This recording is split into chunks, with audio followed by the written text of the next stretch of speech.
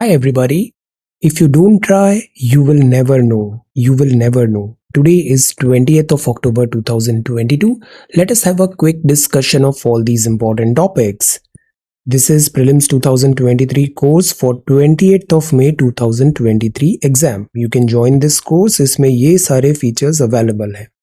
अभी हम पढ़ रहे हैं इंडियन पॉलिटी. इंडियन पॉलिटी में हम अभी चैप्टर नंबर 7 में है.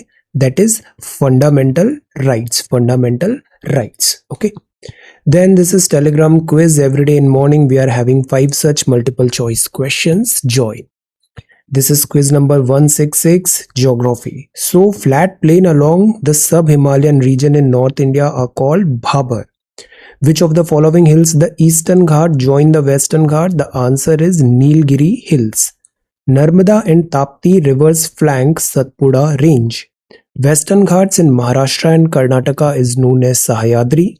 Dhupgarh peak is situated in Satpura range.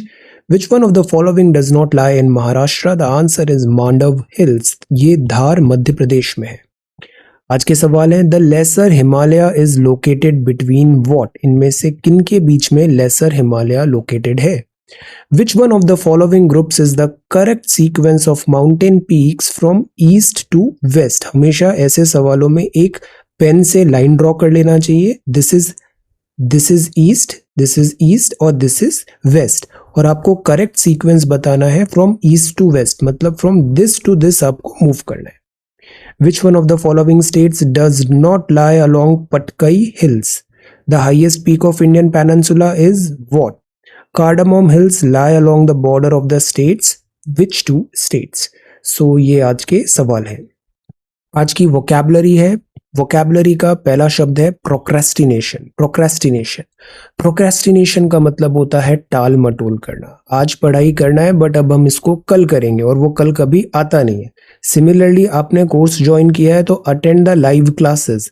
आपको ऐसा लगता है आप कल बाद में रिकॉर्डेड वीडियोस देख लोगे, बुक्स देख लोगे, वो कल नहीं आएगा, वो कल नहीं आएगा. So always try to attend the live classes. Similarly newspaper में भी try to cover the newspaper on daily basis. Daily basis ये जो बैकलॉग क्रिएट हो जाता है ये कंप्लीट नहीं होता है. द एक्शन ऑफ डिलेइंग और पोस्टपोनिंग समथिंग. और जब आपको पता है कि कोई चीज आपके लिए अच्छी है, किसी चीज से आपको बेनिफिट हो रहा है आपकी एग्जाम प्रिपरेशन पे, तो इतने डाउट्स नहीं लाने चाहिए, डबल थॉट्स नहीं लाना चाहिए. Good should be aggressive. Good should be aggressive. Evocative का मतलब होता है bringing strong images, memories of feelings to mind. Sentinel है. सेंटिनल ऑफ नॉर्थ ईस्ट किसको बोलते हैं? अ सोल्जर और guard whose job is to stand and keep watch. पहरेदार. किस फोर्स को सेंटिनल ऑफ नॉर्थ ईस्ट बोलते हैं? रूडिमेंट्री होता है मौलिक, इन्वॉल्विंग और limited to basic principles. Very basic.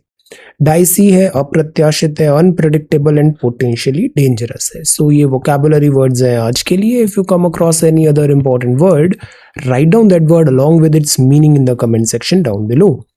This is CSAT. This is question number 1. आपको बताना है कौन सा conclusion यहाँ पे draw हो सकता है. This is question number 2. WXYZ ऐसे हैं conditions. You have to tell again which one is the right statement. Alright, so this is CSAT. अब आता है आज का answer writing. Today is Thursday. आज के आंसर राइटिंग के सवाल हैं prepare a note on all the 6 fundamental rights mentioned in the constitution. Equality, freedom, etc. ऐसे सारे 6 fundamental rights जो constitution में mention है उस पर एक अच्छा सा नोट तैयार करिए. Then prepare a note on the regime of MSP, minimum support price. आगे हम पढ़ेंगे भी. Discuss its significance and also identify the associated challenges. So these are 2 questions for today. Now this is social media update. आप हैं mister Ruskin bond. A great book is a friend that never lets you down. You can return to it again and again and the joy first derived from it will still be there. So books आपकी बहुत अच्छी दोस्त होनी चाहिए. किताबों से दोस्ती करिए. This is Homi J. Bhabha, Jahangir Bhabha ji, was also popularly known as the father of Indian nuclear program, the missile man of India और the light man of India. इनमें से एक सही जवाब क्या होगा? 10. देन आज हम जानते हैं wild life crime control bureau WCCB के बारे में। कुछ दिनों से न्यूज आ रहा है कि वाइल्ड लाइफ क्राइम जो है like poaching etcetera on rise, so उसको प्रिवेंट करने के लिए होता है wildlife crime control bureau. Wildlife Crime Control Bureau was constituted by the Government of India on 6th of June 2007 under Section 838Y of the Wildlife Protection Act 1972. So इस act के अंदर ये this wild crime control bureau बना था। Operational हुआ 2008 में। The bureau has been envisaged as a multidisciplinary body with officials from police, forest, customs and other intelligence and enforcement agency. अब एक MCQ आ सकता है, क्या WCCB एक मल्टीडिसिप्लिनरी बॉडी है? तो the answer is yes, this is वन्य जीव अपराध नियंत्रण ब्यूरो। बिकॉज अपराध जो होता है वो बहुत सारे डिपार्टमेंट्स में स्प्रेड आउट होगा, उनका जो मोडस ऑपरेंडी है, सो दैट इज वाई ये सारे डिपार्टमेंट्स आर रिक्वायर्ड। देन इसका ऑब्जेक्टिव होता है to collect collation and dissemination of 112 intelligence inputs on wildlife crime and criminal to the central state agency। inputs collect करना और उसको disseminate भी करना, joint operations करना etc। 36 agencies of the state के साथ यहाँ ऑनलाइन डेटा मैनेजमेंट वगैरह भी होता है। इसकी एक डेडिकेटेड वेबसाइट भी बेस भी है। So the idea is this is a one single point of contact है, SPOC है WCCB when it comes to wildlife crime. Then ये है मेला, और मेला है कोंडागांव मेला। तो ये छत्तीसगढ़ के बस्तर में लगने वाले इस मेले का इतिहास 700 वर्ष से भी अधिक पुराना है। 350 से भी अधिक गांव के लोग यहाँ पर शामिल होते हैं। यदि आपके आसपास भी कोई मेला लगता है तो आप उसको मेला मोमेंट्स में साझा कर सकते हैं। अभी जो थीम चल रही है ना कल्चर में भी ऐसा होता है कि जो थीम अभी करंटली न्यूज में है वो हमारे इंटरेस्ट की ज्यादा हो जाती है। सो ये जैसे कोंडागांव मेला इज इन न्यूज, तो दिस इज इम्पोर्टेंट। सिमिलरली आप अपने रीजनल जो मेला लगते हैं, फेयर लगते हैं, उनके बारे में जानिए। पॉसिबल क्वेश्चन है ये सब प्रीलिम्स के। आपको पता है Matangini Hazra ji was the first women revolutionary to have our statue erected in the Kolkata Maidan in 1977। और ये ब्यूटीफुल पिक्चर कहाँ की है? ये जो है ना, ये है रोप और इनको रोपवे बोलते हैं। ये हिली एरियाज में ट्रांसपोर्टेशन का एक इंपॉर्टेंट मीडियम होता है। सो ये है ropeway. Can you identify this place? This is ropeway. Okay, so ये हो गया social media updates. Now let us have a look at certain notes. See, newspaper हमारा एक दिन डिले हो गया है, बट उसको कंपनसेट करते हुए अब हम बेटर, क्रिस्प, प्रिसाइज और वेराइटी ऑफ नोट्स यहाँ पे हम कवर कर रहे हैं। न्यूज़पेपर फॉर्मेट में कोई चेंज नहीं है। इस न्यूज़पेपर को मैं पूरा गो थ्रू कराऊंगा because newspaper is a must, including editorial and all other जो इसका कंटेंट है न्यूज़पेपर का, Delhi edition. But simultaneously these are certain important topics, जैसे वर्ल्ड ग्रीन सिटी अवार्ड, कुछ इंपॉर्टेंट प्राइजेस। आज हम जानेंगे मैनेजिंग डायरेक्टर इंडिया का डिजास्टर रिलीफ में efforts, anti smoke gun, GI tag, then World Menopause Day, then we will learn about UNSC के reforms को समझेंगे, MSP डिटेल में पढ़ेंगे, सिग्निफिकेंस एंड चैलेंजेस भी, गवर्नर का रोल क्या होता है, ISA क्या है, DBT क्यों है और जरूरी क्या है, देन DBT से रिलेटेड इनिशिएटिव्स, देन न्यूज़पेपर के हम सर्टेन जो इम्पोर्टेंट एडिटोरियल्स भी हैं उसको यहाँ पे कवर करेंगे और मैप भी देखेंगे टर्की का। And this is editorial and newspaper coverage. तो ये सारी चीजें हम अराउंड 40 मिनट्स में कवर करने की कोशिश करेंगे। And towards the end of this video जो आपने आंसर सबमिशंस किए हैं उसका भी रिव्यू करेंगे। सो द आइडिया इज ये 40-45 मिनट्स में यू गेट एवरीथिंग जो रिक्वायर्ड है इस एग्जाम प्रिपरेशन के लिए। This is the idea because we do not want to stretch कि हम बहुत ज्यादा वीडियोस बना रहे हैं, दिन भर आप बिजी हो वीडियोस देखने में, वेट कर रहे हो this and that. No, the idea is to have a look at one video और उसमें सारा उस क्लास में जो रिक्वायरमेंट है वो आपको वहां पे फुलफिल हो जाए। Okay, now see, this is world green city award. तो ये हैदराबाद शहर को मिला है overall world green city award 2022 का। किस कैटेगरी में है? Living green for economic recovery and inclusive growth. तो ग्रीन शहर भी है, इकोनॉमिक रिकवरी और इंक्लूसिव सबको मिला के ग्रोथ हो रहा है। ये international association of horticulture producer 2022 world green city awards यहाँ पर साउथ कोरिया में हुआ था। तो एक बार ऐसे ट्री सिटी का भी सवाल आया था। तो इस बार फिर सवाल आ सकता है, वर्ल्ड ग्रीन सिटी अवार्ड 2022 किस शहर को मिला है? तो so the answer is Hyderabad city. Hyderabad is very beautiful. Now see, अभी रिसेंटली कुछ और भी अवार्ड्स आए, जैसे एक है बुकर प्राइज। बुकर प्राइज अभी श्रीलंका के Shehan Karunatilaka 7 moons of Maali Almeida को यहाँ पर इस किताब के लिए इनको अभी बुकर प्राइज मिला। वर्ल्ड ग्रीन सिटी अवार्ड तो हैदराबाद को मिला है। Then goalkeeper of the year award women में मिला है सविता पुनिया को, और मेन में मिला है PR Sreejesh. This is hockey.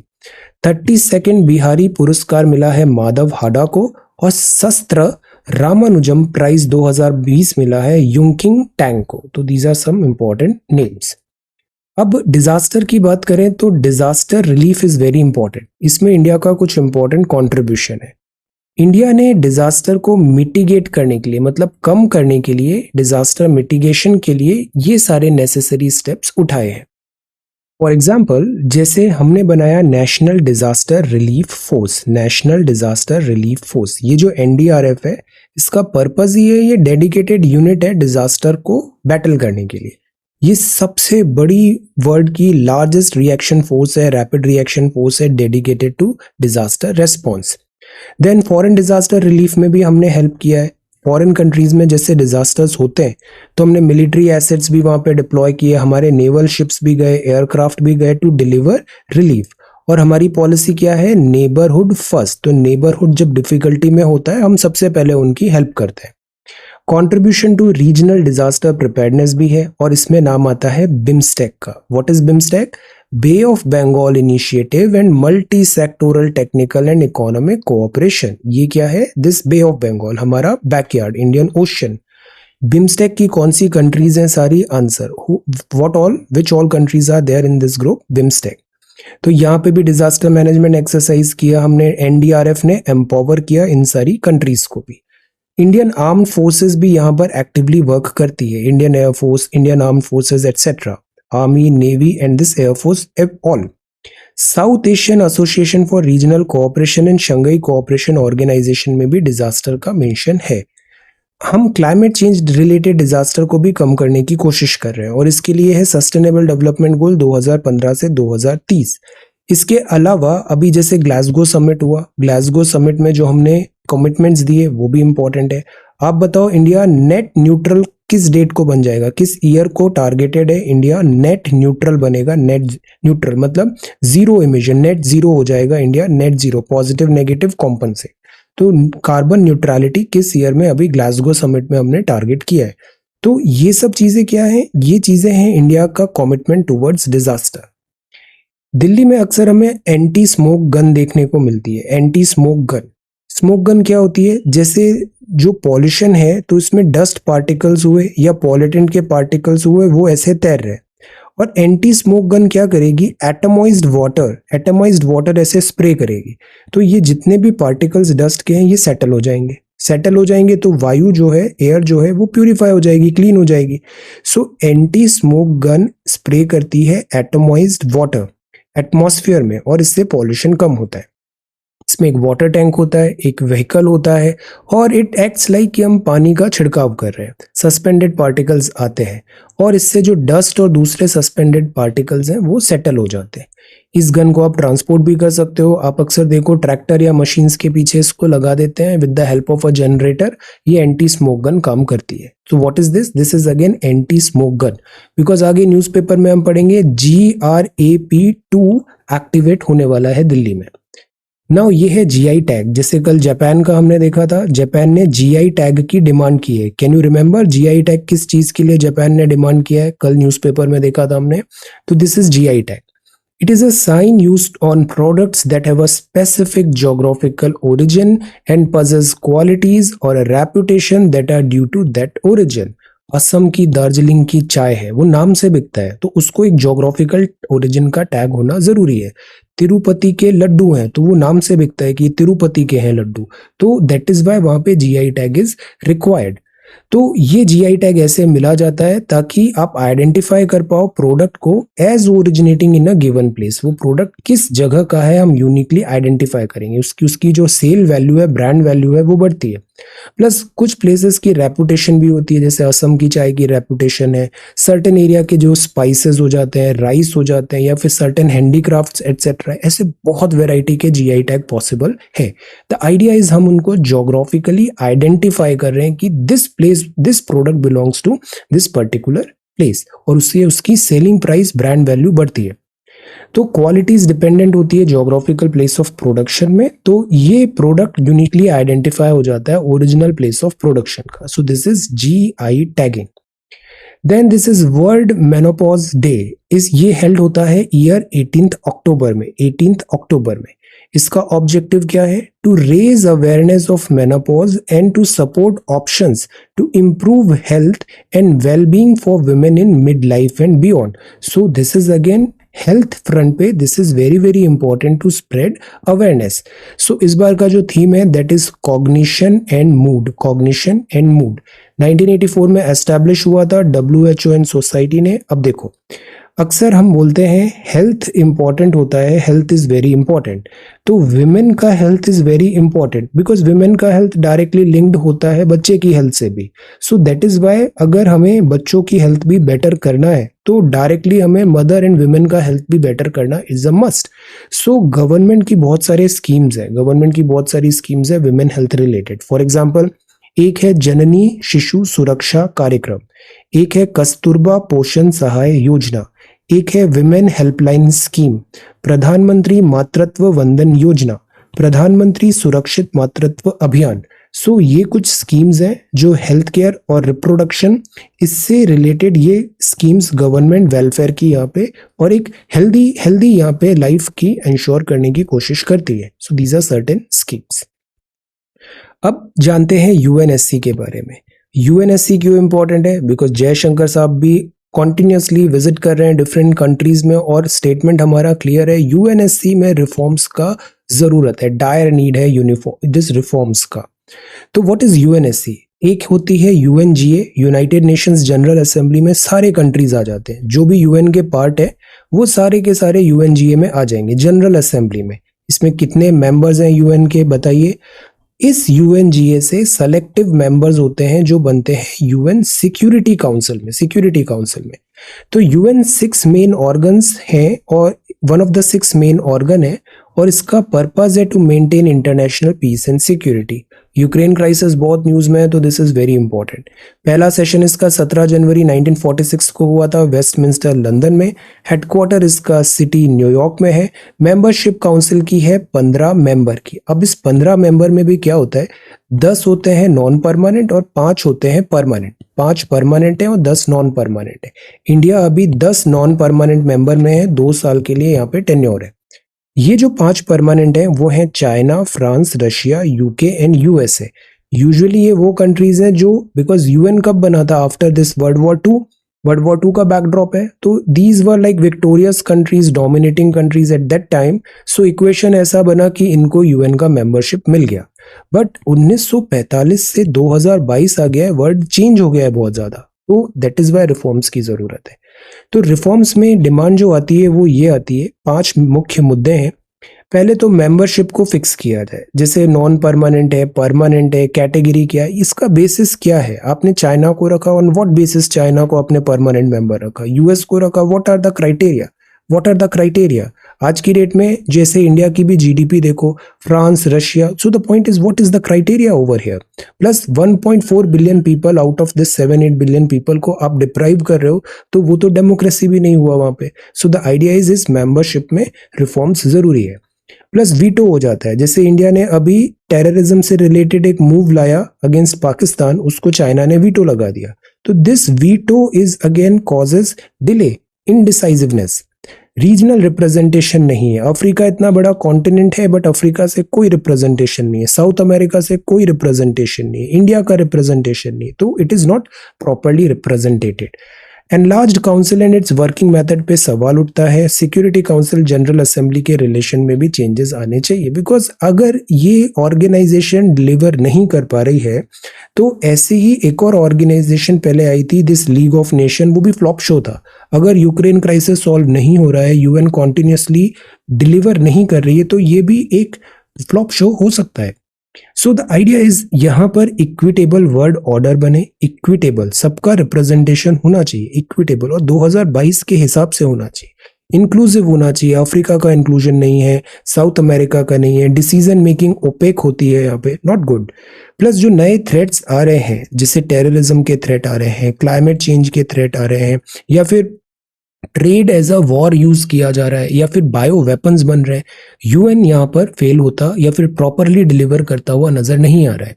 Plus जैसे यूएन पीस कीपिंग फोर्स है, आजकल इन पे भी अटैक्स बढ़ गए ब्लू बैरेट पे, तो अगेन यूएन की क्रेडिबिलिटी पे सवाल उठता है। सो दैट इज वाई यहाँ रिफॉर्म्स रिक्वायर्ड है, रिफॉर्म्स रिक्वायर्ड है। जनरल असेंबली ने भी बार बार बोला है कि रिफॉर्म्स होना चाहिए। अब एनी रिफॉर्म जो यहाँ पे होगा तो उसमें एटलीस्ट 2/3 यूएन मेंबर स्टेट्स का वोट चाहिए होगा, यूएनजीए, और ratify by 2/3 of member states होगा। प्लस ऑल द परमानेंट जो यूएन के मेंबर्स हैं जिनके पास वीटो राइट है, 5 कंट्रीज, उनका यस भी होना चाहिए कि वो वीटो नहीं लगाए। ये चीज होगा तब जाके यूएन का रिफॉर्म्स आएगा, और ये UN reform is very important, next year भी इससे क्वेश्चन आ सकता है। नाउ अब हम बात करते हैं एमएसपी। कल हमने आर्टिकल पढ़ा था minimum support price. So what is MSP? MSP का मतलब होता है किसान ने फसल उगाई है और सरकार उस फसल का कम से भी कम इतना वैल्यू तो उसको मिल ही जाएगा। So it is like an insurance. अगर वो इससे ज्यादा में फसल बेच सकता है, वेल एंड गुड, बट अगर नहीं बिका बिकॉज ऑफ एनी रीजन, तो एटलीस्ट उसको इतना वैल्यू तो मिल ही जाएगा। That is MSP. MSP for a crop is the price at which the government is supposed to procure buy that crop from farmers if the market price falls below it। 100 रुपए से कम भी price हो गया उसका, कोई भी फसल उसने लगाया, तो सरकार कम से भी कम इस MSP से 100 है उसमें उसको खरीद ही लेगी, तो एक गारंटी हो गया। तो एक ये फ्लोर प्राइस मिल जाती है for market price. Farmer receive करता है certain minimum remuneration so that there cost of cultivation can be recovered. ऐसा नहीं हो कि किसानों को बहुत मुश्किल हो जाए, फसल बिक नहीं रही है, इन खर्चे इतने ज्यादा हो गए और डिस्ट्रेस हो जाए, ऐसा नहीं। इसके ऑब्जेक्टिव्स क्या होते हैं? गवर्नमेंट इंसेंटिव्स इसलिए देता है ताकि हम कई बार कुछ पर्टिकुलर क्रॉप्स को हम बहुत जरूरी होता है, जैसे स्टेपल क्रॉप्स होती है हमारी, राइस हो गया, व्हीट हो गया, तो यहाँ एमएसपी इसलिए भी देते हैं ताकि इनका बफर हमेशा बना रहे।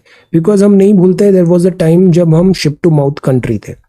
एमएसपी एक बेंचमार्क की तरह भी होता है, तो इससे इन्फ्लेशन टारगेटिंग भी होता है, इन्फ्लेशन टारगेटिंग भी होता है, और क्रॉप सीजन के पहले ही उनको गारंटी हो जाती है कि इतना हमें फसल की कीमत मिल जाएगा तो हम इसकी खेती करेंगे। अब what if the prices in the market are too low? अगर प्राइसेस बहुत कम हो गई, बहुत कम हो गई, जैसे अक्सर 100 रुपए किलो जैसे एक फसल बिक रही है और प्राइस क्रैश हो गया, 50 पे आ गया, तो किसान का तो बहुत नुकसान हो जाएगा। बट गवर्नमेंट यहाँ पर उसको 100 का एमएसपी देगी, तो उसको एक सेफ्टी हो गया, इंश्योरेंस मिल गया उसे। अगर बम्पर क्रॉप हो गई, बहुत प्रोडक्शन हो गया, सप्लाई बहुत ज्यादा हो गई, तो प्राइस कम हो जाएगा, supply and demand. International prices commodity की बहुत लो हो गई, समथिंग लाइक दैट। तो जो इंडियन फार्मर्स हैं जो ऑलरेडी काफी डिस्ट्रेस में होते हैं, वो स्ट्रगल करने लग जाएंगे to make ends meet. So that is why individual जो ट्रबल्स हैं उनको ओवरकम करने के लिए, लो प्राइसेस अगर हो गया है तो भी जो कंट्री के फार्मर्स हैं उनको सेफगार्ड करने के लिए गवर्नमेंट एमएसपी अनाउंस करती है। So this is an preemptive measure कि अगर कुछ रॉन्ग डूइंग होता है, इवेंचुअलिटी होती है, so you have got a cover, you have got a cover. Support price 23 crops की होती है, एमएसपी 23 क्रॉप्स का अनाउंस करता है हर क्रॉपिंग सीजन पे। हर क्रॉपिंग सीजन में गवर्नमेंट एमएसपी 23 क्रॉप्स की अनाउंसमेंट करती है। ये जो क्रॉप्स हैं इसमें 7 तो सीरियल्स हैं, जैसे पैडी, व्हीट, मेज, बाजरा, ज्वार, रागी एंड बार्ली। 5 दालें हो जाती है, चना, अरहर, उड़द, मूंग, मसूर। 7 ऑयल सीड्स हो जाता है, mustard, groundnut, soybean, sunflower, sesamum, safflower and niger seed. Commercial crop में कॉटन, शुगरकन, कोपरा, रॉ और जूट भी हो जाता है। तो इस तरीके से 23 इन नंबर है क्रॉप्स जिनका एमएसपी आता है। अब एमएसपी डिसाइड कौन करता है? तो MSP obviously union government decide करेगी, यूनियन गवर्नमेंट डिसाइड करेगी।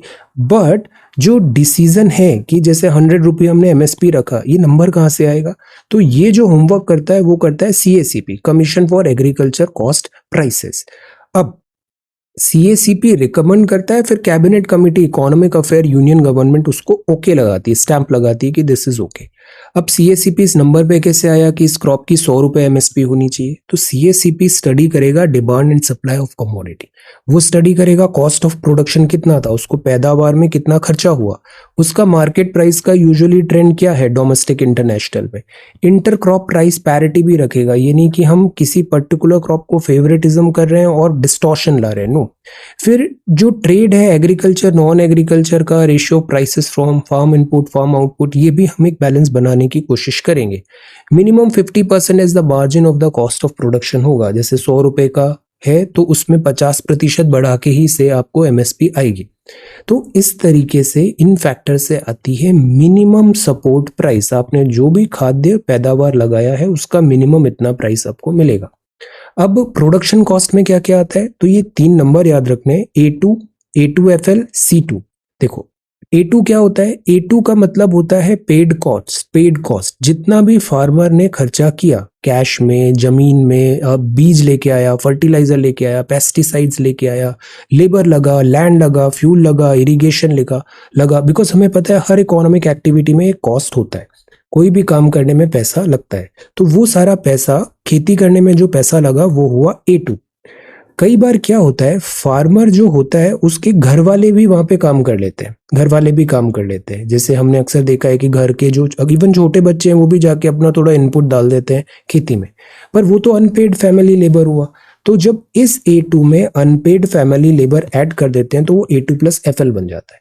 फिर एक वर्ड होता है C2, ये एक ज्यादा कॉम्प्रिहेंसिव कॉस्ट होता है। इसमें ये चीज इंक्लूड की जाती है कि इंटरेस्ट फोरगॉन कितना था। आपके पास जमीन थी, अगर खेती नहीं करते तो आप उसका कुछ और इस्तेमाल करते, इनकम आती कुछ, इंटरेस्ट फोरगॉन ओन्ड लैंड में, फिक्स्ड कैपिटल एसेट्स में। तो ये भी एक काइंड ऑफ आपका इतना, अगर आप खेती नहीं कर रहे होते तो इतना आपको दूसरा फायदा होता। सो ये जो इंटरेस्ट फोरगॉन है own land, fixed capital assets में, ये जो फैक्टर्स है, रेंटल्स भी, ये सब भी हम कॉस्ट में इंक्लूड करेंगे।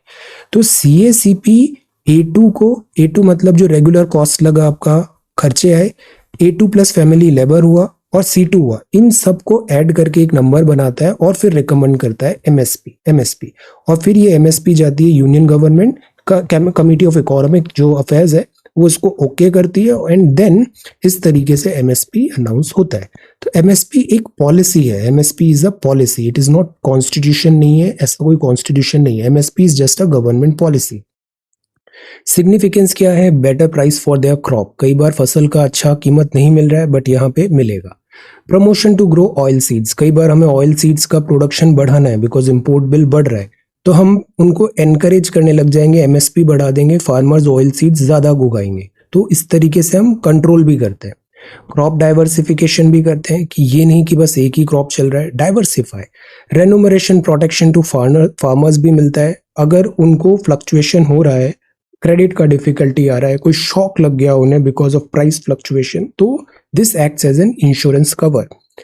डिमांड सप्लाई इम्बैलेंस जो हो रहा है वो भी ये कवर हो जाता है because we are controlling the production of crops, so MSP is a good tool. हम न्यूट्री रिच क्रॉप में करते हैं, जैसे अभी मिलेट्स जो है, मिलेट्स में काफी एम्फेसिस आने लग गया। कंज्यूमर्स की जो नीड है गवर्नमेंट उसको लाएगी, फूड क्रॉप्स को इंसेंटिवाइज करेगी, फॉरवर्ड चेन जो होती है, टेक्नोलॉजी किस जगह आगे बढ़ना है, और आत्मनिर्भर। तो ये कुछ पॉइंट्स बोल सकते हैं जो बताते हैं एमएसपी इज इम्पोर्टेंट।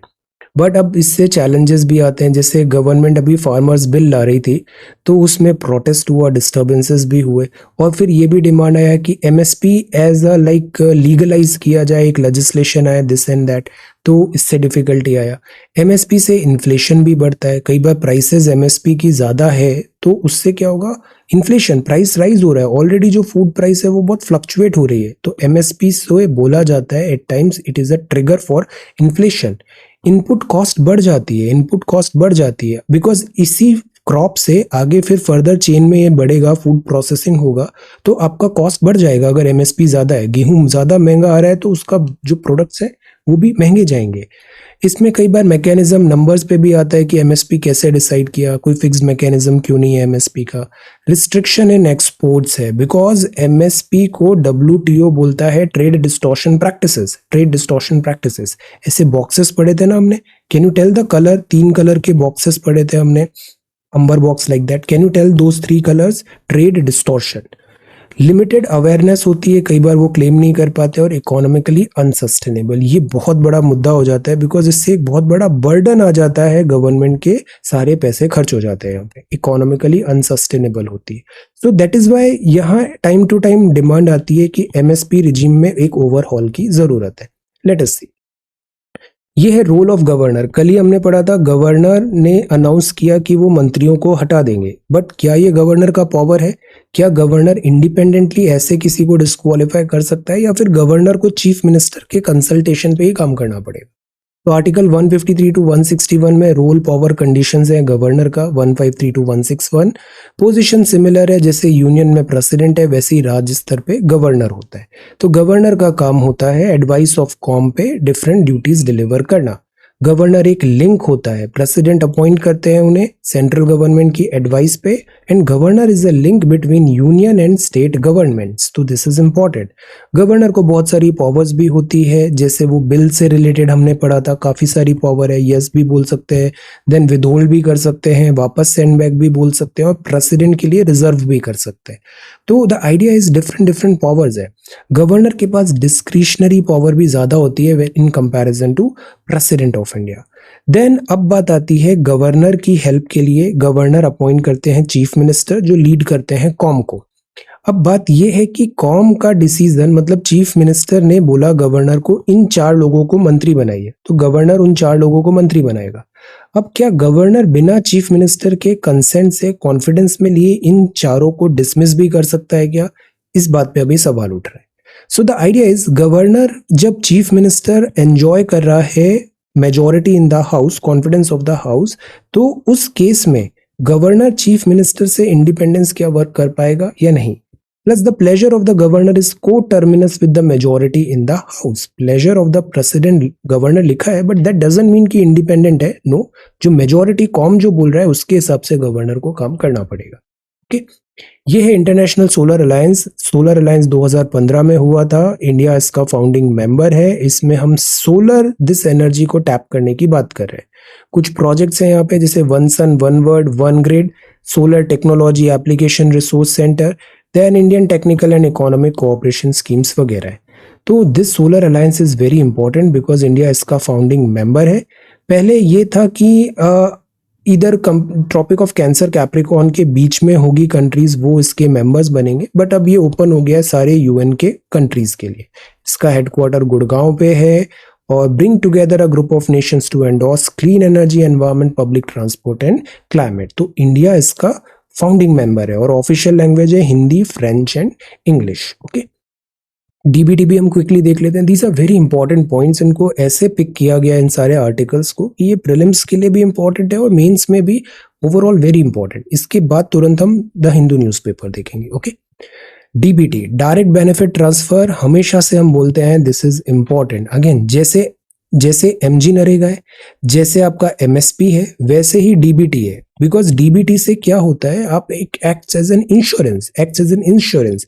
ये जो जनधन आधार मोबाइल था, ये गेम चेंजर रहा है। इसकी यूटिलिटी हमें अभी कोविड-19 के टाइम पे समझ में आया। तो डायरेक्ट बेनिफिट ट्रांसफर्स जो हैं, इससे फाइनेंशियल इंक्लूजन आएगा। जो वेलफेयर स्कीम्स में लीकेजेस हो जाते हैं, बिकॉज गवर्नमेंट उनको एग्जीक्यूट करती है तो लीकेजेस होते हैं, तो क्यों ना हम सबको डायरेक्ट उनके खातों में पैसा दे दें और उसको वो अपने हिसाब से यूटिलाइज कर लें। तो ये जो करप्शन है ये भी बाईपास हो जाएगा। वीड आउट होगा फेक एंड घोस्ट बेनिफिशियरी, सभी को मिल गया तो जो फ्रॉड आईडी बनती है, फर्जी आईडी बनती है, उसकी जरूरत ही नहीं पड़ेगी, सब जेन्युइन बेनिफिशियरी हो जाएंगे। इससे बहुत सारा पैसा बचेगा। एफिशिएंट यूटिलाइजेशन होगा गवर्नमेंट फंड्स का, और गवर्नमेंट का काम भी कम होगा, एक्स्ट्रा बहुत ज्यादा फैसिलिटेट नहीं करना पड़ेगा, और इससे कॉन्फिडेंस भी आएगा गवर्नेंस। बहुत सारी कंट्रीज है, इवन यूरोप में भी स्कैंडिनेवियन कंट्रीज है, वहां पे डीबीटी चलता है हर पर्सन को, जैसे अनएम्प्लॉयमेंट का भी बोनस मिलता है, दिस एंड दैट, और ये काफी सक्सेसफुल मॉडल है वहां पे। बट चैलेंजेस क्या है, डिजिटल फाइनेंशियल लिटरेसी नहीं है, रोबस्ट ग्रीवेंस रिड्रेसल नहीं है, अवेयरनेस नहीं है, और सबसे important point, identification of beneficiary आप कैसे करोगे। तो गवर्नमेंट डीबीटी के लिए काफी सारा यहाँ पर स्कीम्स लेके आई है, जैसे रूरल भारत में है इफेक्टिव ट्रांसपेरेंट फाइनेंशियल असिस्टेंस की बात है। एग्रीकल्चर की स्कीम है, जैसे किसान सम्मान निधि। किसान सम्मान निधि में क्या होता है, 6,000 रुपए मिल जाते हैं हर किसान को। प्रधानमंत्री फसल बीमा योजना हो गया, कृषि सिंचाई योजना हो गया, ये सब डीबीटी ने काफी यहाँ पे हेल्प किया है। डिस्ट्रेस, रूरल डिस्ट्रेस को कम करने के लिए। सिमिलरली एमजी नरेगा में 100 दिन का पेड एम्प्लॉयमेंट है, it works like a charm, this is important. तो ये जो है पीडीएस सिस्टम हम करते हैं सस्ते में, गवर्नमेंट शॉप से हमें फेयर प्राइस शॉप से एसेंशियल प्रोडक्ट्स मिलते हैं, तो this is again important. Food security, प्रधानमंत्री आवास योजना अर्बन में है, एलपीजी पहल स्कीम होती है, ये भी डीबीटी से काफी ज्यादा फायदा हुआ है। पहले जो था आप पूरा प्राइस भर दो सिलेंडर का, फिर जो उसका रिटर्न है वो आपके खाते में आ जाएगा, जो उस पर सब्सिडी है। स्कॉलरशिप दी जाती है, रिहैबिलिटेशन किया जाता है, मैनुअल स्केवेंजर्स इन एटसेट्रा हम देख रहे हैं गवर्नमेंट रिहैबिलिटेट कर रही है, तो दिस इज इंपॉर्टेंट। पैंडेमिक के टाइम पे डीबीटी बहुत इंपॉर्टेंट हुआ, लॉकडाउन के टाइम पे इसकी यूटिलिटी हमने समझी। प्रधानमंत्री गरीब कल्याण योजना के अंदर, पीएम स्वनिधि के अंदर स्ट्रीट वेंडर्स जो वल्नरेबल्स हैं उनको विदस्टैंड कर पाए शॉक ऑफ द पैंडेमिक। तो द आइडिया इज डीबीटी के अपने यूटिलिटीज हैं अपनी, दिस एक इंश्योरेंस की तरह जो काम करता है बैड वेदर में, this is essential. Okay, policy formulation. तो ये तो हो गए नोट्स प्रीवियस ईयर के, प्रीवियस डे के न्यूज़पेपर के। अब हम आते हैं आज के न्यूज़पेपर में। ओके, तो this is the Hindu, format is same, पूरा पेपर पढ़ेंगे हम यहाँ पे। Okay, Tamil Nadu readies plan to save vultures. Okay, और ये है city residents could be jailed for busting fire crackers on Deepavali. तो दिल्ली गवर्नमेंट ऐसे डिसीजंस ले रही है यहाँ पे। Idea is to discourage this usages of this fire crackers, फटाके, बिकॉज सेड दैट ये पॉल्यूटिंग होते हैं, और इसलिए कल हमने ग्रीन क्रैकर्स भी देखे थे। China again blocks 2 proposals on Pak terrorist at UNSC, so that is why UNSC का रिफॉर्म जरूरी है। ये मेथड अच्छा है ना, अभी अच्छे से पढ़ भी लिया यूएनएससी और ये न्यूज़पेपर भी हो गया। देन कल हमने देखा dog attack won't return to Noida से विक्टिम्स की, this is a very serious matter. So that is why जैसे ये टॉडलर का लाइफ लॉस हुआ, ये एक बहुत बड़ा एक लेसन है, बहुत बड़ा लेसन है। We have to be serious, certain matters serious on this matter, we are not going back to this. तो अनदर चाइल्ड यहाँ पे हुआ, so this is not acceptable, still gets nightmares about the attack. तो the idea is complaints जो होती है उसमें cooperate भी करे। Dog lover is a good thing, dog lover is a good thing, but practical जो चैलेंजेस हैं उनको भी समझना चाहिए। ये जो लाइफ लॉस हुआ है बच्चे का, ये एनी हाउ जस्टिसेबल, जस्टिफाई आप नहीं कर सकते। So dog catchers looking for strays in the parking lot of this Noida. तो street dogs not only entered, और इससे डिफिकल्टीज होता है। We are not against dogs, but the point is कि ये जो मेनेस इस तरीके से होता है, वैक्सीनेशन नहीं है, प्लस बहुत सारा at times they charge at night, elders, seniors, accidents हो जाते हैं। This thing we need to address, this thing we need to address. इसका एक बेटर सॉल्यूशन निकालना जरूरी है। ये ग्रैप स्टेज 2 है, kicks in at Delhi's air quality में टर्न वेरी पुअर। ये आपको पढ़ाया था, ग्रेडेड रेस्पॉन्स एक्शन प्लान है, जितना प्रॉब्लम आएगा पॉल्यूशन का उसके अकॉर्डिंग हमारा रेस्पॉन्स चेंज होगा। No fire crackers this Diwali, तो ये दिल्ली पॉल्यूशन कंट्रोल कमेटी ने अपील किया है। News free of bias and fear must है। सी, न्यूज कभी भी एंटरटेनमेंट नहीं होना चाहिए, एंटरटेनमेंट नहीं होना चाहिए। News is news, entertainment is entertainment. Plus news coloured नहीं होनी चाहिए, कलर्ड होना चाहिए मतलब हम उसको बायस्ड है, हम एक नैरेटिव बना रहे हैं। News free of bias and fear must है, मालिनी पार्थसारथी मैम ने कहा। तो दैट इज वाई जो न्यूज होता है वो, जैसे पुराने टाइम पे बोरिंग न्यूज भी होता था, हम बोलते थे, बट दैट वाज गुड। अभी news media at times jumbo circus बन जाता है, all type of like vitriol, hatred and all nonsense. So the point is we need certain parameters। ये free of bias and fear होना जरूरी है, fearless होना चाहिए और बायस नहीं होना चाहिए, बायसेस नहीं होना चाहिए यहाँ पे। So we should function with the latest tool of digital technology as well, engage करें intelligently with media platforms, so that ये जो ब्रांड्स हैं ऑडियंस से ऑनलाइन ऑफलाइन कनेक्टेड रहे। Endosulfan and stir government clarifies treatment. अब देखो ये festival blast है, तो potter making flower pot shells which will be used in fireworks manufacturing ahead of Diwali festival Vijayawada on Wednesday. Let us take this initiative. जो हमारे locals होते हैं, जैसे दिया मैन्युफैक्चरिंग हो गया, ऐसे बहुत सारे लोकल टॉयज भी होते हैं, लोकल स्टफ्स एटसेट्रा होते हैं। लेट अस प्रमोट, इनका भी लाइवलीहुड अच्छा होगा, इनको लाइवलीहुड मिलेगा, प्लस इससे हमारा सेल्फ दिस हमें लाइक हम फॉरेन इंपोर्ट के बजाय हम इन चीज़ों को, अपना ट्रेडिशनल चीज़ों को एनकरेज करें। So let us encourage this thing कि हम इस बार सारे जो ये होते हैं, ये ग्रीन भी होते हैं, ग्रीन भी होते हैं, पॉल्यूटिंग भी नहीं होते ये। तो लेट अस प्रमोट दिस कि हम इस बार सारे दिया एंड ऑल इनको हम एनकरेज करेंगे अभी फेस्टिवल्स में। सो दिस इज फेस्टिवल ब्लास्ट। इससे इनको भी इकोनॉमिकली काफी हेल्प मिलेगा, जो इसमें वर्कर्स हैं, जो क्राफ्ट्समैन हैं। Okay, so let us have these like जो अर्दन पॉट्स वगैरह है इनको यूज ज्यादा करें। देन अब जैसे ये है, this is political, then this is travesty of justice, inquiry report में लैप्सेस है। देन अगेन यहाँ पर भी जो बात है कि जम्मू एंड कश्मीर में जो सिस्टमैटिक किलिंग हुआ या सिस्टमैटिकली जैसे अट्रॉसिटीज हुआ, Kashmiri pandits and all, this जो मूवमेंट हुआ, इसका जो रूट कॉज है उसको एड्रेस करना जरूरी है। प्लस द आइडिया इज कि rehabilitation has to be there. Plus ये जो रेडिकल एलिमेंट्स आते हैं सोसाइटी में, there is no place of radical elements, there is no place of violence, and there is no place of terrorism, तो that is why this India needs to ensure. Then Turkish foreign policy, the east west divide. अभी जो Turkey है ना, Turkey NATO का member है, but at the same time Turkey की बड़ी अच्छी दोस्ती रशिया से भी है। तो टर्की, अभी नाम भी बदल गया है टर्की का, ये मिस्टर आर्दोगन के टाइम पर काफी प्रैक्टिकल भी हो रहा है। प्लस टर्की के साथ एक और इशू है कि वंस अपॉन अ टाइम, जैसे हम पढ़ते हैं ना, इंडियन मूवमेंट 1915-18 खिलाफत मूवमेंट एटसेट्रा हुआ, तो दे थिंक कि अभी भी उसी टाइप से इनका लाइक एक पूरा कैलिफेट एंड ऑल। तो एट टाइम्स ये टेंडेंसीज डिफिकल्टी में आती है फॉरेन पॉलिसी में। अब क्या होता है कि word is changed, but Turkey अभी भी स्ट्रैटेजिकली बहुत इंपॉर्टेंट है, बिकॉज टर्की कनेक्ट करता है दिस यूरोप को एशिया से। अगर हम बात करें इंडिया का, तो इंडिया के एक कॉर्डियल रिलेशन है टर्की के साथ। Turkey is an important country. पिछले कुछ टाइम से टर्की के साथ हमारे जो रिलेशंस हैं ये भी बैलेंस्ड हैं, these are balanced relations. Okay, अब देखो टर्की का मैप हम अच्छे से समझते हैं।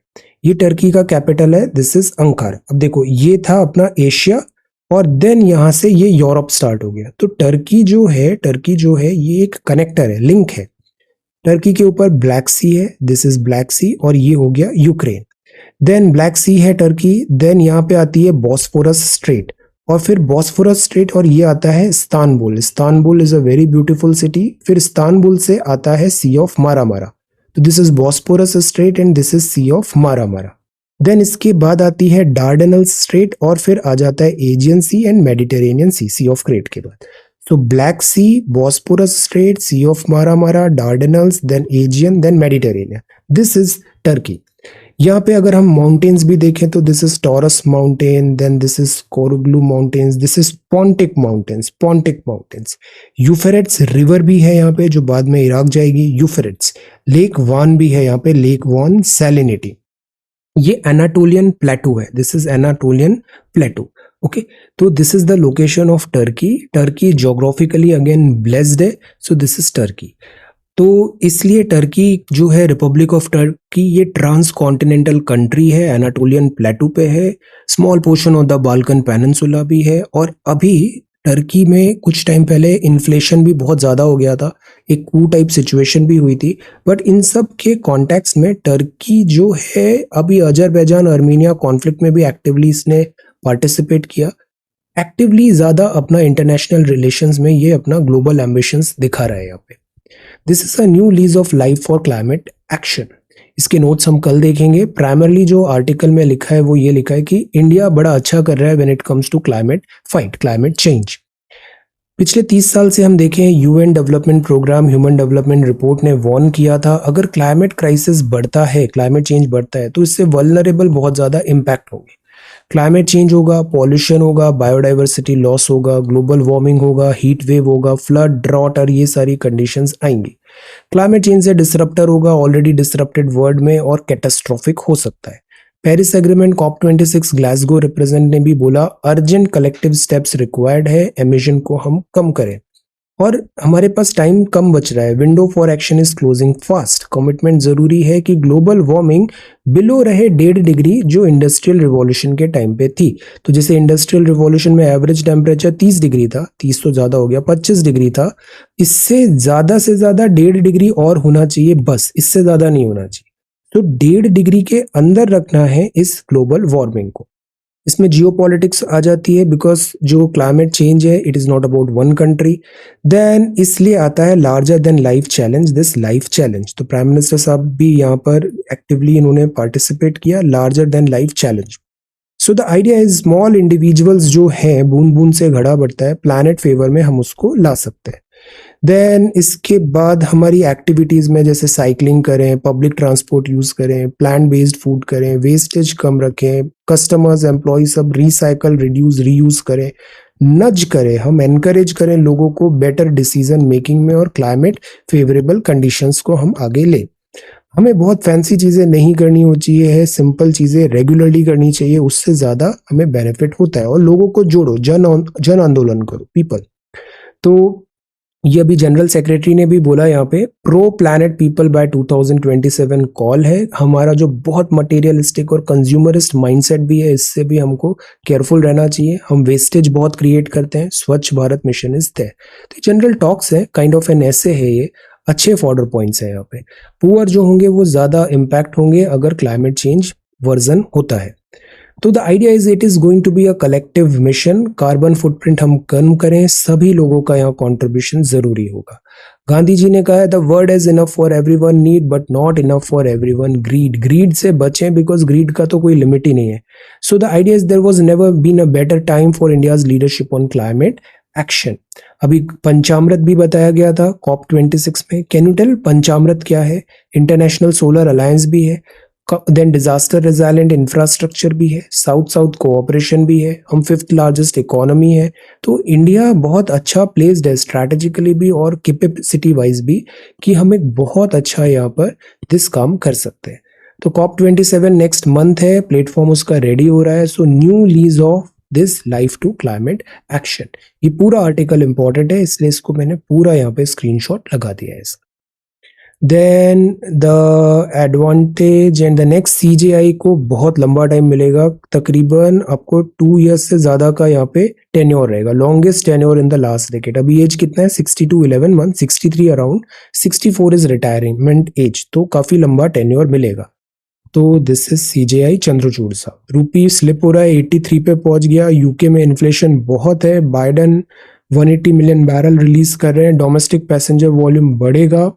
Traffic then held up the Chinese, China, then US और ये जापान यूनिफिकेशन, देन ये चाइना में अभी चल रहा है। Then this is terrible and terrific. तो दोनों का मतलब तो यही होता है, ड्रेडफुल है, बट टेरिफिक वर्ड आजकल हम इस कॉन्टेक्स्ट में यूज करते हैं कि वो बहुत ग्रेट है, एक्सट्रीम, एक्सीलेंट, टेरिफिक परफॉर्मेंस है, टेरिफिक मूवी है, तो हम इसको वर्ड का मीनिंग ही चेंज हो गया है। और terrible is bad, he is a terrible speaker, like this. Then terrific, terrible although relatable है, बट अब टेरिफिक हम इंस्पायरिंग है, बहुत ज्यादा उधर ज्यादा यूज हो रहा है, पॉजिटिव सेंस में ज्यादा यूज हो रहा है। फिर ऑफुल होता है, दैट इज नॉट राइट, जैसे the weather has been awful. तो ऑफुल का बैड कोनोटेशन ही होता है, ऑफुली मतलब एक्सट्रीमली बैड है, ही वॉज ऑफुली, एक्सट्रीमली है मतलब बस एक्सट्रीमली, गुड और बैड दोनों हो सकता है। ऑफुली गुड है, ऑफुली रूड है, लाइक दैट, ओके। ऑफुल मतलब बैड, ऑफुली मतलब it is an extreme, good और bad both is possible, okay. Then shilly shallying का मतलब है, it means he is vacillating. It means when a person is undecided about whether he should or should not to do something, करे नहीं करे, ऐसे दुविधा में। शेलाई, द फर्स्ट शेल और शेलाई बिकम शिल, ऐसे करके ये वर्ड बन गया, okay. So English is a funny language. Then ये है सलुब्रियस का मतलब है वो काफी स्वास्थ्यप्रद है, हेल्दी है, हेल्दी है, okay. Take a break, this mountain air and water will be good for you, okay, good for you. Breaks are important, we are not machines. Nurture diversity by condemning hate speech unequivocally, ये सबकी responsibility है। Hate को इतना importance दो ही मत, इतनी importance दो ही मत, जिसको इंपॉर्टेंस नहीं दोगे वो अपने आप कम हो जाएगा।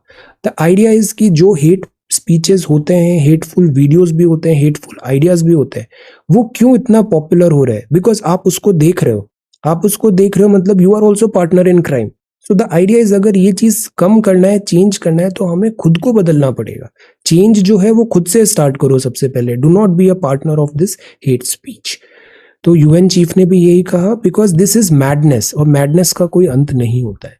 Delhi centre row over services, then leave Ukraine, Indian embassy ने बोला देन दिस इज स्वदेश दर्शन 2 में आएगा, इसको हम नोट्स में देखेंगे। Dress code is important.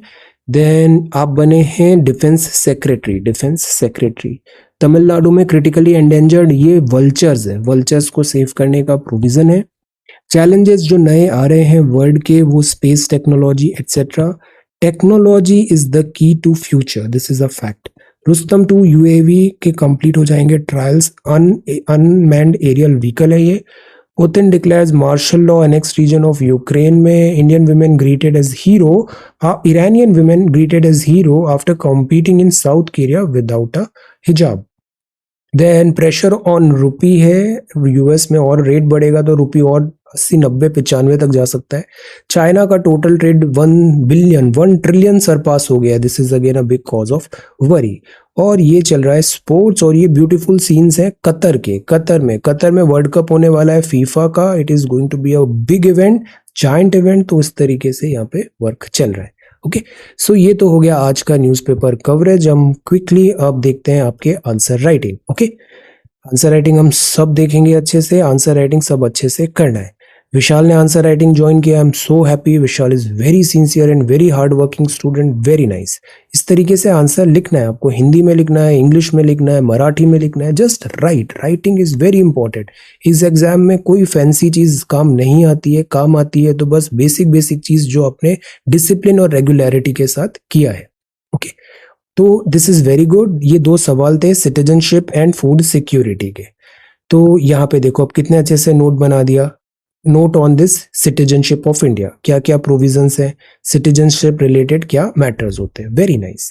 Then इसके बाद सिग्निफिकेंस ऑफ फूड सिक्योरिटी बताना था, तो फूड सिक्योरिटी में भी पॉजिटिव हमें रखना है, फूड सिक्योरिटी इज इंपॉर्टेंट, और डिफरेंट स्कीम्स भी बताना है। अब देखो अभय की कॉपी देखो कितना सिस्टमैटिक होती है, this is very very good copy. Citizenship यहाँ पे बताया सी। अब देखो लिखने से चीजें याद हो गई ना, तो द आइडिया इज केवल पढ़ना नहीं है, उसको लिखना भी है, तो वो चीज याद रहेगी। वेरी गुड, ये सब अच्छे से यहाँ पे कलेक्टिवली पूरा कर दिया, एक्सेलेंट। अब ये चीज याद हो गया। सिमिलरली फूड सिक्योरिटी भी देखो कितना अच्छा नोट तैयार किया है यहाँ पे, सिग्निफिकेंस क्या है, very nice, this is very good. Okay, तो this is not a rocket science, all you have to do is little bit of effort, उसको लिखो अच्छे से, कंसोलिडेट करते जाओ। और एक बहुत जल्दी एक टाइम आएगा जब चीजें सब कंपाउंडिंग होने लग जाएगी, थ्रेशोल्ड क्रॉस होते से ही। Okay, then Shubhangi, this is really good, food security. अब देखो ये स्टाइल भी कितना अच्छा है, नोट्स मेकिंग स्टाइल पे, इससे रिवीजन कितना अच्छा हो जाएगा, प्लस लिखने की भी प्रैक्टिस हो गई। फूड सिक्योरिटी या पॉइंट्स लिख दो, 1 2 3 4 पिलर्स क्या है, और कुछ एक्स्ट्रा पेजेस भी आखिर में लगा के रखो, बाद में नए पॉइंट्स कोई लिखने हो तो वो उसको ऐड कर लेना। सारी कॉपीज एक बार पढ़ा करो, सारे स्टूडेंट्स बहुत अच्छे अच्छे पॉइंट्स यहाँ पे लिख रहे हैं। ओके, सैमुअल भी देखो कितना अच्छा काम होता है सैमुअल का, this is very good accusation, very good, tabulate कर रखा है, very neat and clean work. अब देखो ये style is so nice. Food security का सिग्निफिकेंस क्या है, रीजंस एंड दिस पॉइंट। कभी भी एब्रप्ट एंड नहीं किया करो, आखिर में 2 लाइन कंक्लूजन के लिख दो, बस 2 लाइन, एब्रप्ट नहीं एंड होगा वो। Aarti, this is really good. See significance देखो कितना अच्छे से लिखा है यहाँ पे नोट्स फॉर्मेट में, गुड। देन वे फॉरवर्ड भी है, very nice, this is good. जैसे अभी ये लिखा है ना 2 लाइन पे एंड किया, ऐसे एंड करना चाहिए। Nandini, this is really good. See food से रिलेटेड पॉइंट्स बताए, very nice. Food security, challenges, good. Then इसके बाद सारी बातें बताई यहाँ पे, international initiatives, very nice, this is good. Way forward, good. Aditi, आप भी बहुत अच्छे से लिख रहे हो, उसको टाइम टू टाइम रिवाइज भी करो। और अब टाइम आ गया है, अब हम एमसीक्यूज को ज्यादा से ज्यादा सॉल्व करें। हम जिस भी एग्जाम की तैयारी कर रहे हैं ना, फाउंडेशन हमारा बहुत अच्छा हो गया। अब आप सारे, इवन हम यूपीएससी कर रहे हैं बट आप स्टेट पीसीएस का भी करो, और जितने भी पीसीएस के एग्जाम्स मिल रहे हैं उनके क्वेश्चन पेपर को लगाओ, ज्यादा से ज्यादा टाइम सवालों को सॉल्व करो। आपको सब आता है, जितने सवाल आप सॉल्व करोगे उतना ही आपका रिफाइनमेंट आएगा। रोज आप एमसीक्यूज सॉल्व करो, 50-100 एमसीक्यूज डेली करो। Okay, this is really good. देखिए, और लिखना भी ब्रेक नहीं करना है ना, ये सब चीजें टोटलिटी में बहुत फायदा करेगी आपको। Then Shubham, this is again really good. See कितने अच्छे से ये पूरा आपने बता दिया, वेरी नाइस। बहुत प्रिसीजन रहता है कॉपी में, टू द पॉइंट रहता है शुभम का work, very good, this is really good, excellent points. Then citizenship के बारे में भी बता दिया, सारा रिवीजन भी हो गया और ये लिख भी लिया, फैंटास्टिक। शालिनी, आप भी बहुत अच्छे से लिख रहे हो, आर्टिकल्स बताए, सी सब रिवाइज हो गया, अमेंडमेंट्स बता दिए, good, this is good, very nice. This is really good. Tabulation भी हो गया है, fantastic. Chandan, this is again really nice. सारे पॉइंट्स लिख दिए। सिटीजनशिप एक्ट लिख दिया, very good. This is important, ये सिटीजनशिप हुआ। पॉलिटी जैसे अभी हम पढ़ रहे हैं ना लाइव क्लासेस में, उसको अगले दिन ऐसे नोट्स भी बनाते चलो। विद इन अ मंथ आपकी पॉलिटी मास्टरी हो जाएगी और हर एग्जाम में आपको ये बहुत काम आएगी। Okay, then this is Shikha, this is very nice, this is good, very good. Articles बताए यहाँ पे, वेरी नाइस। आप भी बहुत अच्छे से कर रहे हो। कुछ यहाँ पे कंक्लूडिंग लाइंस भी लिखो। Shubhangi, this style is again good, very good. Citizenship पूरा कंपाइल कर दिया, very nice. Vimal, you are again really really good. See, सारे पॉइंट्स लिखे। अब इसमें कुछ करंट अफेयर्स के नए स्कीम्स, नए टेक्स, ये भी आप बीच बीच में ऐड कर सकते हो। इंडियन सिटीजनशिप में भी कोई रीसेंट एग्जाम्पल न्यूज़पेपर में हमने देखा, वो सब चीजें आप यहाँ पे ऐड कर सकते हो, है ना। बाकी you are doing absolutely good, there are no problems at all. आप बहुत अच्छे डायरेक्शन में आगे बढ़ रहे हो। Raj, this is really good. See, कितना अच्छे से हैंड राइटिंग कितनी नीट एंड क्लीन है। Social security, food security, green, very good. देखो कितना आसान है, मुश्किल काम है लिखना। एक बार आपने लिखना चालू कर दिया ना, आपको बहुत इंटरेस्ट आएगा, चीजें कंसोलिडेट होगी, प्रोग्रेस नजर आएगी, फैंटास्टिक। देखो your hand writing is again so good, आप बहुत अच्छा करोगे मेंस में, वेरी नाइस। गजानन, अब गजानन भी मराठी में आंसर लिखता है। So the idea is language is not a barrier, आप लिखो। सिटीजनशिप के बारे में भी लिखा, देखो कितने अच्छे से सारे पॉइंट्स लिख दिए यहाँ पे, वेरी गुड। दीपाली की कॉपी भी बहुत अच्छी होती है, सारा कंसोलिडेशन कितना अच्छा से है यहाँ पे। Way of this acquiring citizenship, very nice. See, chapter ready हो गया। ये देखो अब ये स्टाइल कितना अच्छा है ना, note it down, very good. Pillars बताए आपने, सिग्निफिकेंस बताए, चैलेंजेस बताए, तो हेडिंग सब हेडिंग अलग अलग सेग्रीगेट करना है। देन दिस इज अफसाना। अब देखो कॉपी कितनी अच्छी हो गई है, और इवन राइटिंग भी बहुत अच्छी हो गई है। आपका जो प्रेजेंटेशन है ना, really like it, this is really good. Citizenship के बारे में बताया, सीधा टू द पॉइंट, सीधा टू द पॉइंट है। सिटीजनशिप एक्ट क्या होता है, bye decent, registration, naturalisation, good, very nice. अब इसको भी आपने सिग्निफिकेंस, अब देखो ये कितना अच्छा स्टाइल है। जल्दी जल्दी आप बहुत सारी चीजों को लिख रही हो यहाँ पे। I am very happy with your progress, wonderful. Then Rashmi, अब देखो आज का मैप कितना अच्छा मैप बनाया है, this is very good, I am very happy, this is really good. Articles लिखे यहाँ पे, प्रोविजंस लिखे, वेरी नाइस। लिखना बहुत जरूरी है, very nice, this is very good. Neha, आप भी बहुत अच्छा लिखते हो, this is really good. Heading सब हेडिंग ज्यादा से ज्यादा करें और ऐसे अंडरलाइन करते जाए हम, है ना, very nice, this is good. और स्पेसिंग भी थोड़ा, हम थोड़ा एक ब्रेक ले सकते हैं, बहुत ज्यादा कंजेस्टेड नहीं हो कॉपी, हम थोड़ा थोड़ा ब्रेक ले सकते हैं। जैसे देखो इसका स्पेसिंग बहुत अच्छा है, ये बहुत अच्छा है। Constitutional provisions, very nice. Nandini, this is again good. See, ये सारे पॉइंट्स लिख दिया आपने कॉन्स्टिट्यूशन के related, very very good. Citizenship, alright. So ये सारे सबमिशंस हैं, ऑलराइट, और ये आज का पेपर है, alright. So thank you so much for watching this video, take care, study well and be safe.